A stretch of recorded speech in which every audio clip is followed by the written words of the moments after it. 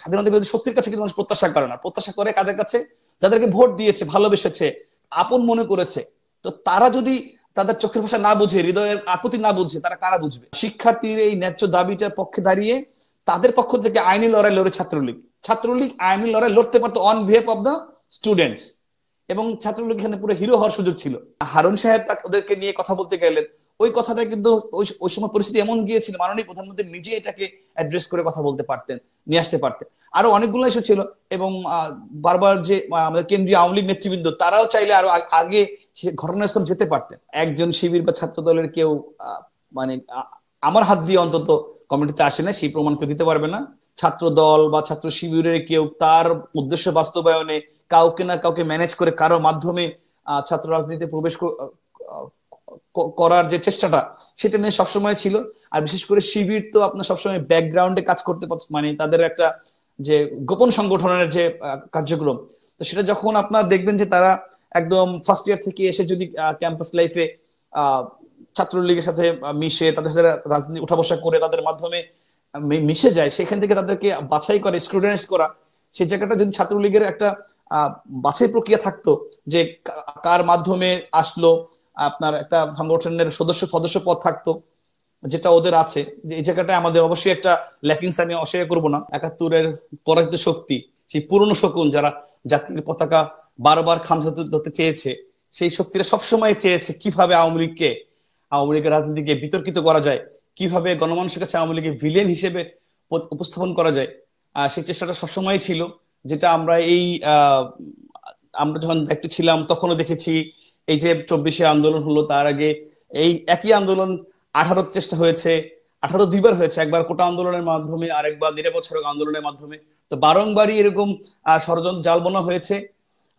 তবে এর সাথে একটা কথা আমি অবশ্যই অ্যাড করব, যে প্রতিপক্ষ, অবশ্যই আমাদের প্রতিপক্ষ আছে, অনেক প্রতিপক্ষ আছে, তারা চেষ্টা করবেই।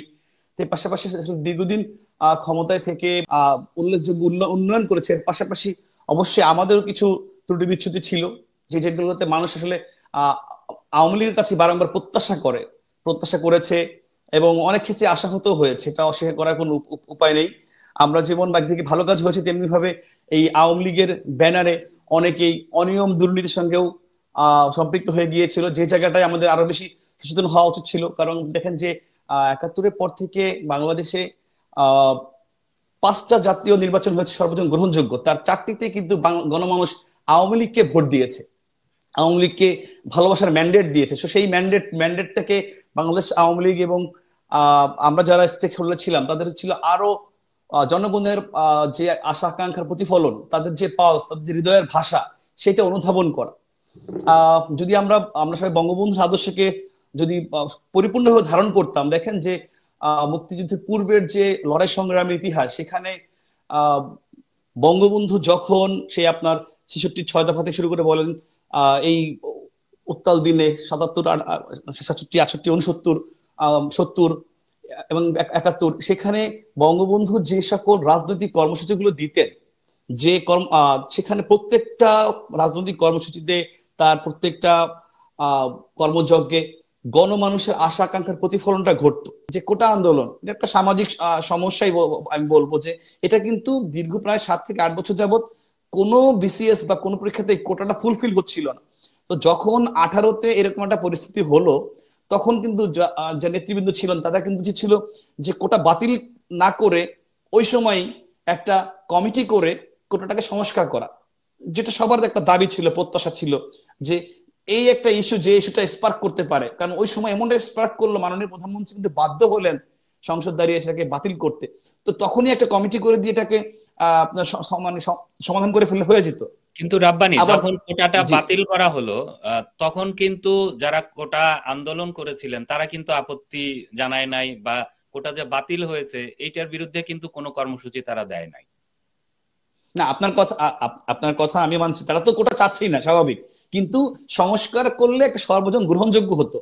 কারণ এই ইস্যুটা যে একটা আপনার আগুনটাকে ছাই চাপা দিয়ে রেখে দিলেন, সেটা যে আবার কখনো মানে স্পার্ক করবে না, সেটা তো আসলে ওই সময় তো পরিস্থিতিটা এমন ভোলাটাইল হয়েছিল। আপনি জানেন যে আমাদের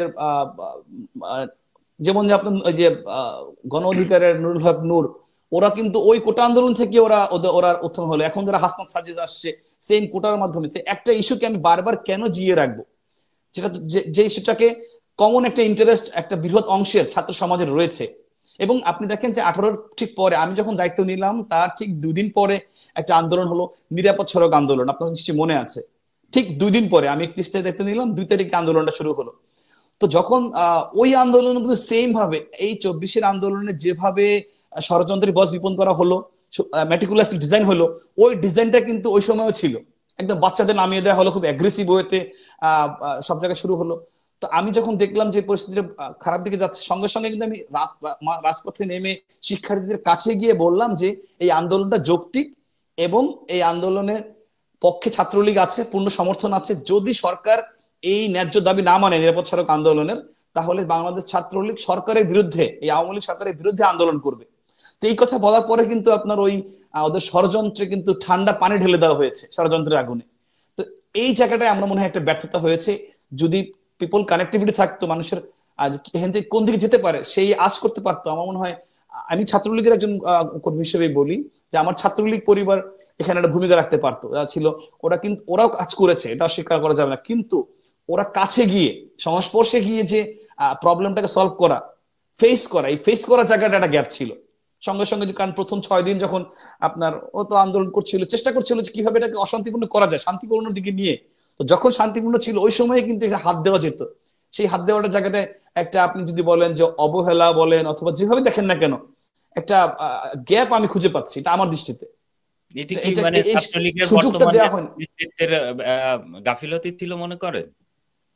গাফিলতি বলতে অবশ্যই না, ওরা চেষ্টা করেছে, কিন্তু শুরুতে যে একটা আন্দোলনের যে হালটা ধরা বা আন্দোলনের জায়গাটা, কারণ ছাত্রলীগ সবসময় শিক্ষার্থীদের পক্ষে থাকবে।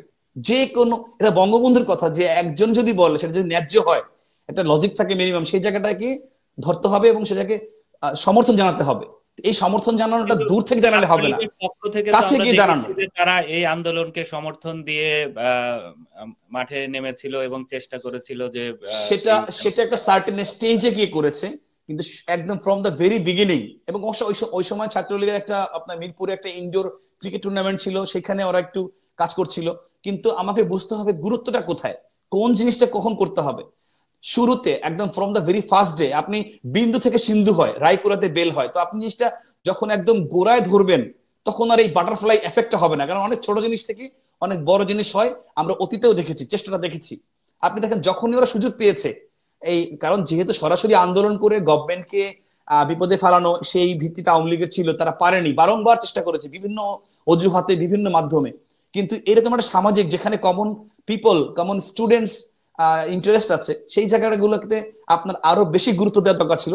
কারণ একই সমস্যা 18-তে আসছিল, ওই সময় এরকম আন্দোলন স্পার্ক করে ছড়িয়ে যাচ্ছিল। তো যখন আমি নেড়া তো বারবার বেলতলা যাবে না, যখন একবার দেখেছি একই সমস্যা আসছে, সেম প্রবলেম আবার আসছে, সুতরাং এটাকে শুরুতে অ্যাড্রেস করে কাছে যাওয়া। পার্থক্যটা হচ্ছে যে আমি ছাত্রলীগকে এইটুকুই, আপনাদের দায়বদ্ধতার জায়গা আছে, তারা ফেস করে নাই, সামনে যায় নাই। যারা আন্দোলন করছে প্রথমে 100 করেছে, 150 করে, 200 করেছে, ছাত্রলীগের 10,000 ছেলে মেয়ে সবসময় স্ট্যান্ড বাই থাকে। কাছে গিয়ে কথা বলে সরাসরি সামনে গিয়ে যে কি হয়েছে আসো, ওদের 6 জন বা 5 জন যে প্রতিনিধি আছে ওদেরকে নিয়ে যদি অ্যাটর্নি জেনারেল কাছে যাওয়া হতো, অ্যাটর্নি জেনারেল কাছে গিয়ে ছাত্রলীগ বরঞ্চ এই মেসেজ দিতে পারতো সারা বাংলাদেশে যে শিক্ষার্থীর এই ন্যায্য দাবিটার পক্ষে দাঁড়িয়ে তাদের পক্ষ থেকে আইনি লড়াই লড়ে ছাত্রলীগ আইনি লড়াই লড়তে পারতো on behalf of the students. এবং ছাত্রলীগ এখানে পুরো হিরো হওয়ার সুযোগ ছিল।